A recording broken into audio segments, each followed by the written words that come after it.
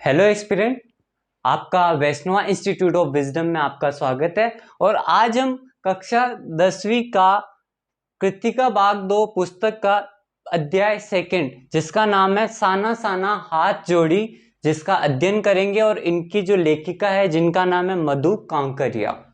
ठीक है, कक्षा 10 का कृतिका भाग 2 पुस्तक का सेकंड जो अध्याय है, सेकंड जो पार्ट है, जिसका नाम है साना साना हाथ जोड़ी, और इनकी लेखिका का नाम है मधु कांकरिया। और इस साना साना हाथ जोड़ी ये क्या है? तो साना साना हाथ जोड़ी ये एक सिक्किम में भगवान को प्रार्थना करे जाने वाली एक ऐसी स्थिति है जो वहां के भगवान को याद करने के लिए इस लाइन को देखा जाता है और सुना जाता है। यानी साना साना हाथ जोड़ी ये सिक्किम में भगवान को की जाने वाली एक प्रार्थना है। ये क्या है? साना साना हाथ जोड़ी ये एक प्रार्थना है जो सिक्किम लोग करते हैं। और इसका हिंदी में अगर अनुवाद किया जाए साना साना हाथ जोड़ी, तो इसका हिंदी अनुवाद है मेरा सारा जीवन अच्छाइयों को समर्पित। मेरा सारा जीवन अच्छाइयों को समर्पित, ये किसका हिंदी अनुवाद है? साना साना हाथ जोड़ी ये एक सिक्किम के अंदर की जाने वाली भगवान को एक प्रार्थना है। ठीक है, इसके बाद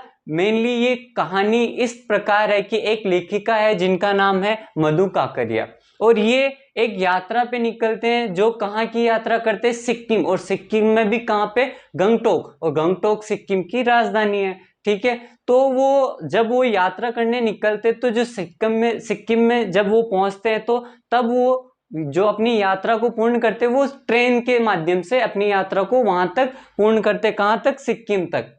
और उसके बाद जब वो पर्वतीय यात्रा करते तो उसके बाद वो एक जीप को हायर करते हैं, जिसके अंदर जीप में 2 इंसान उनके साथ होते हैं, जिसमें से एक उनकी मित्र और दूसरा उनके गाइड, जिनको दोनों का नाम क्या है? यानी जो मित्र है उनका नाम है मणि और गाइड का नाम है जितेन नार्गे।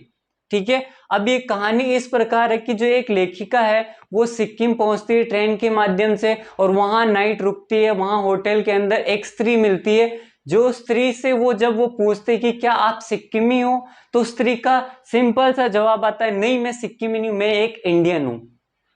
ठीक है, मैं कौन हूं? मैं एक इंडियन हूं। इससे ये पता लगता है कि आज भी हर एक एरिया, हर एक राज्य, हर एक केंद्र शासित प्रदेश, हम सब एक इंडियन है, ना कि किसी राज्य में अलग अलग विभाजित ना है हम।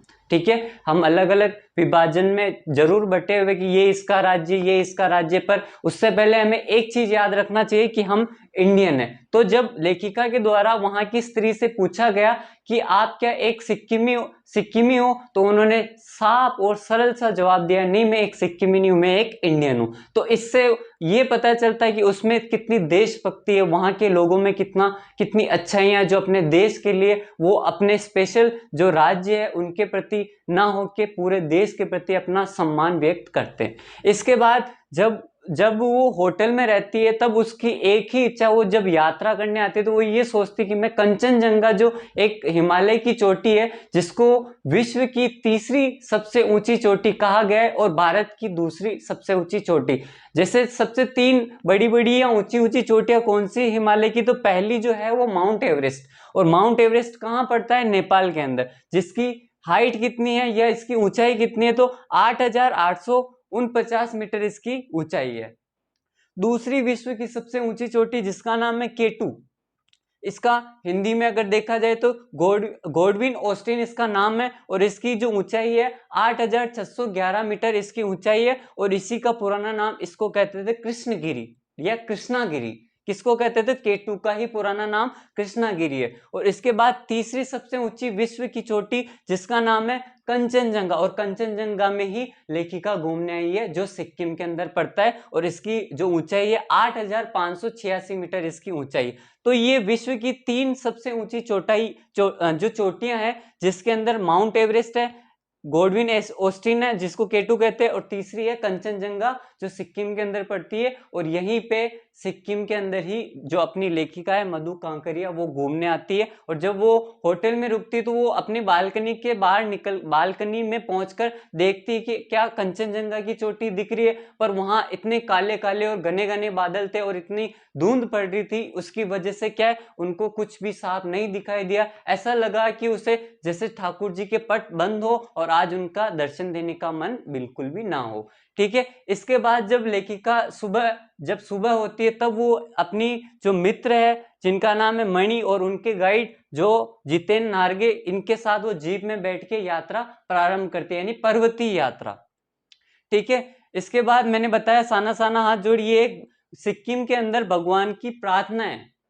ठीक है, अब यात्रा की कहानी, इसमें क्या क्या देखा, क्या क्या सीखा, क्या क्या महसूस करा, क्या क्या अनुभव किया, ये लेखिका पूर्ण यात्रा के बाद वो समझेगी और महसूस करेगी। अब लेखिका बताती है उसने ये महसूस करा कि जो समतल जगह और पर्वतीय जगह, यानी दोनों जगह पे जो रहने वाले वहां के लोग हैं, वहां के निवासी, उनका जीवन अलग अलग होता है। समतल जगह पे जो लोग रहते हैं उनका जीवन सरल होता है, जबकि जो पर्वतीय क्षेत्र में रहते हैं उनका जीवन उनसे ज्यादा कठिन माना जाता है। क्यों? क्योंकि वहां हर चीज इतनी मुश्किल से मिलती है, और जबकि समतल जगह पे हर चीज आसानी से हमें प्राप्त हो सकती है। इसके बाद क्या है, बौद्ध धर्म। अब जैसे ही उन्होंने यात्रा शुरू करी अपनी मित्र मणि के साथ, और जो गाइड थे जितेन नार्गे, उनके साथ जब जीप से यात्रा शुरू करी तो उनको सबसे पहले दिखे बौद्ध धर्म के लोग, यानी जो सिक्किम है वहां पे सबसे ज्यादा अगर किसी धर्म को देखा जाता है तो वो बौद्ध धर्म है। और बौद्ध धर्म की सबसे बड़ा जो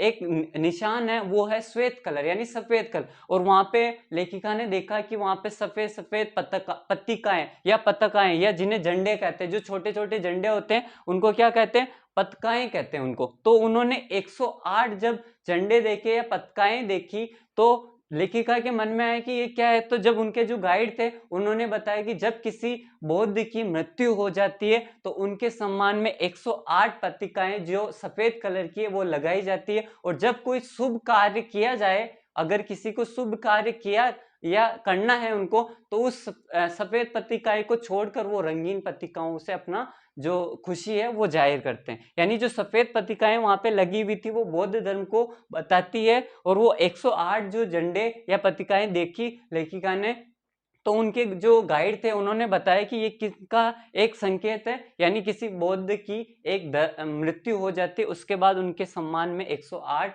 जो सफेद पत्रिकाएं लगाई गई थी। इसके बाद जैसे जैसे जो लेखिका है वो जैसे जैसे ऊंचाई पे चढ़ रहे थे तो वहां के जो रास्ते हैं वो छोटे छोटे और संकरे होते जा रहे थे, और जो घुमावदार यानी जलेबी के जैसे उनके जो रास्ते थे घुमावदार होए जा रहे थे।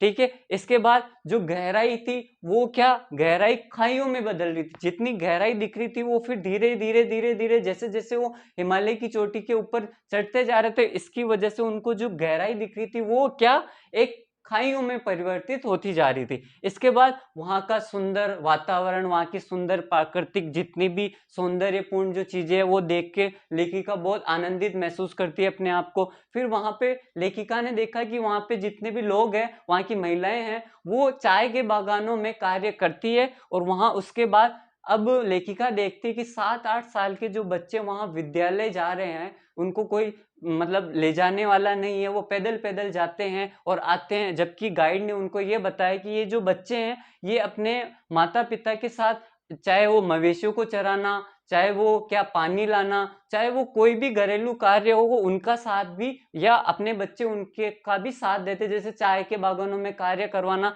ऐसे ही बच्चे केवल विद्यालय ही नहीं जाते, उनके घरेलू कार्य जो माता पिता के होते हैं उनमें भी वो अपना पूरा योगदान निभाते, ऐसा गाइड बताता है।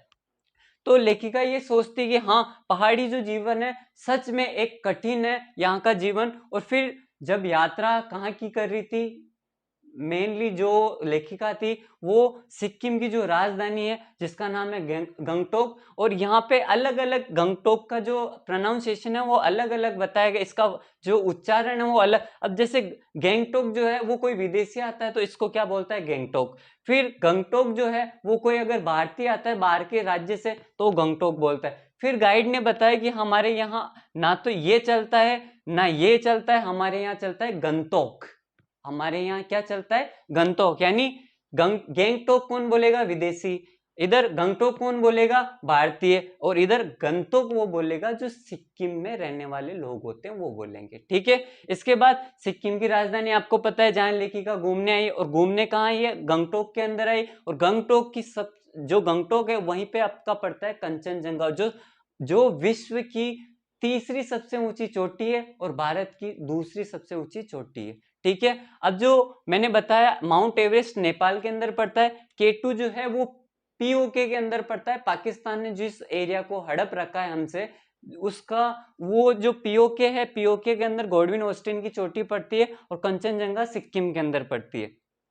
पीओके पाकिस्तान ऑक्यूपाइड कश्मीर, जो के टू कहाँ पे, पाकिस्तान के जो हड़प रखा है, जिस क्षेत्र को हड़प रखा है वहां पे के2 पड़ती है, यानी है तो वो हमारा पर हड़प उन्होंने रखा पर उनका नहीं है। इसीलिए जो भारत की सबसे ऊंची चोटी है उसका नाम है के2 और दूसरी सबसे ऊंची जो चोटी है उसका नाम है कंचनजंगा, और जो लेखिका है वो कंचनजंगा घूमने ही आई है। ठीक है, इसके बाद अब वो जो लेखिका रात हो जाती है तब वो लायुंग लायुंग नाम की एक बस्ती है, गांव है, वहां रुकती है। तो वहां का वातावरण इतना शांत था कि ना तो वहां कोई बर्फ, ठीक है, ना कुछ भी ऐसी हरकत जिससे उसको वो जो बस्ती थी वो उसने शांत बताई।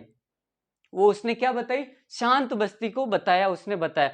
फिर बर्फ देखने की इच्छा जब हुई तो लायुंग जो बस्ती थी वहां कुछ नहीं था, तो फिर वहां से 500 फीट ऊंचाई पे कटाऊ, जो वहां के एक स्थान है या गांव है, वहां कटाऊ के वहां उन्होंने यात्रा शुरू करी, यानी भारत का स्विट्जरलैंड। अब कटाऊ को क्या बोला गया है, सिक्किम के अंदर एक कटाऊ नाम का एक गांव है या स्थान है जिसको भारत का स्विट्जरलैंड कहा गया है। ठीक है, अब कटाऊ का जो रास्ता था वो बड़ा खतरनाक था, वहां धुंध इतनी थी कि यात्रा करने में काफी कठिनाई का सामना करना पड़ा। अब जो कटाऊ पर जो बर्फ गिर रहा था या बर्फ की जो बूंदें गिर रही थी ऊपर से धीरे धीरे, तो लेखिका और मणि कहती कि ये जैसे चांदी की तरह चमकदार हो।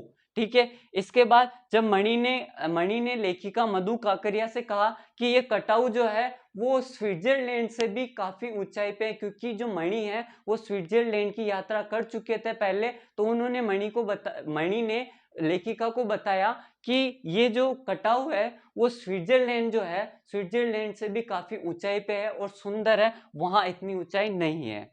ठीक है, इसी वजह से फिर मणि ने बताया कि जो हिम शिखर है, हिम शिखरों को एशिया का जलकुंभी कहा गया है, जलकुंभी स्तंभ कहा गया। क्यों कहा गया, क्योंकि जो जो हिमालय है वो नदियों के पिता कहा गया है, हिमालय को नदियों का पिता कहा गया है, और जो नदियां हैं वो हिमालय की बेटियां हैं, तभी वहां से बड़ी बड़ी हमारी जितनी भी भारत की पवित्र नदियां है वो वहां से निकलती, जैसे गंगा है, उधर ब्रह्मपुत्र चाइना से तिब्बत की साइड, यानी सारा जो इनडायरेक्टली जितने भी नदियां हैं वो पर्वतीय जो अपने हिमालय से निकलती। इसी वजह से जो मणि बताती कि एशिया के जल स्तंभ को बताया गया किनको, हिमालय को, यानी सबसे ज्यादा नदियां यहीं से हमारे भारत में निकलती है। इसके बाद क्या है, कड़कती ठंड। अब जैसे लेखिका जैसे जैसे यात्रा आगे बढ़ाती है, तीनों जब गाइड और उनकी जो मित्र है मणि, वो देखते हैं कि जवान वहां इतनी कड़कड़ाती ठंड में भी अपनी देशभक्ति को, ठीक है, अपनी कर्तव्य निष्ठा को बड़ी आसानी से निभाते हैं, जबकि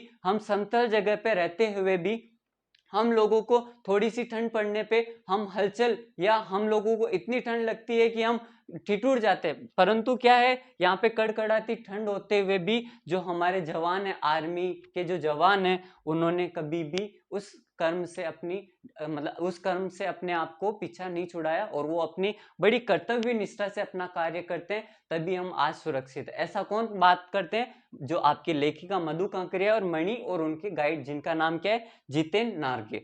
इसके बाद क्या है, गाइड ने रात में भौंकने वाले कुत्ते को बताया। अब जो जितेन है वो कहते हैं कि जो सिक्किम है, सिक्किम की जो राजधानी गंगटोक में ज्यादातर जो कुत्ते होते हैं वो रात के टाइम बहुत भौंकते हैं, और उनका जो मेन जो भौंकने का समय है वो रात के समय में ही होता है। वो बोलते हैं कि दिन में हमारे यहाँ कुत्ते नहीं भौंकते हैं, यहाँ रात को ही सबसे ज्यादा कुत्तों की आवाज हमारे को यहाँ सुनने को मिलती है। इसके बाद वो जब आगे बढ़े तो लेखिका को गुरु नानक जो देव थे वहां पे उनको एक जगह दिखी जहां पे पत्थर पे उनके पैरों के चिन्ह को देखा गया, और वहां पे थाली में जब चावल थे, यानी जो जितेन बताता है कि जब गुरु नानक देव यहाँ की यात्रा के लिए आए थे तो उनकी थाली में से जब कुछ चावल यहाँ गिरे तो वहां पे चावल की खेती होने लगी, और आज भी इन कुछ क्षेत्रों में यहाँ पे चावल की खेती की जाती है, जबकि जो चावल की खेती है वो समतल जगह पे की जाती है और उसके लिए विशेष वातावरण की जरूरत होती है। परंतु यहाँ पे क्या है, गुरु नानक देव जो यहाँ आए थे और उन्होंने क्या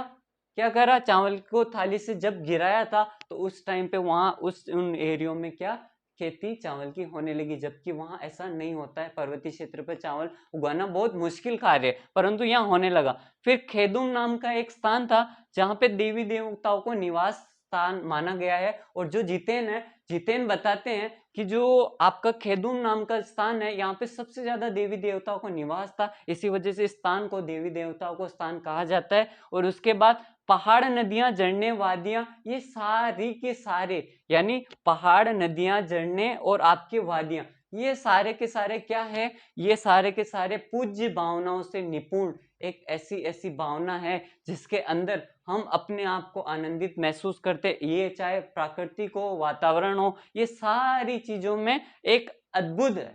ठीक है। इसके बाद सिक्किमी स्त्री, मैंने बताया कि सिक्किमी स्त्री को जब लेखिका ने पूछा कि आप सिक्किमी हो, तो उन्होंने साफ और सरल उत्तर दिया कि क्या नहीं, मैं सिक्किमी नहीं हूं, मैं एक इंडियन हूं। यानी इससे ये पता चलता है कि वहां के जितने भी लोग हैं वो कितने निष्ठावान हैं, अपने देश के लिए कितना देशभक्ति पूर्ण अपने भाव को रखते हैं। और फिर सबसे इंपॉर्टेंट, कप्तान शेखर दत्ता जो एक इंडियन आर्मी के कप्तान थे, कैप्टन थे, उन्होंने इस गंगटोक को पर्यटन स्थल बनाने में अपनी सबसे महत्वपूर्ण भूमिका निभाई। इन्हीं की वजह से आज जो जितने भी यात्री आते हैं यहाँ घूमने, वो इन्हीं का योगदान है, जिसकी वजह से इस स्थान को एक अलग ही वातावरण दिया गया। यहाँ पे सैलानियों और पर्यटकों को आवाजाही की वजह से इन्होंने यहाँ का बहुत ही ज्यादा विस्तार पूर्वक सब जगह विस्तार करा। और इसी वजह से यहाँ पे नए नए रास्तों को खोजा गया। इंडियन आर्मी के जितने भी कैंप थे वहां पे आसानी हुई और लोगों को यहाँ पे रोजगार के अवसर मिले।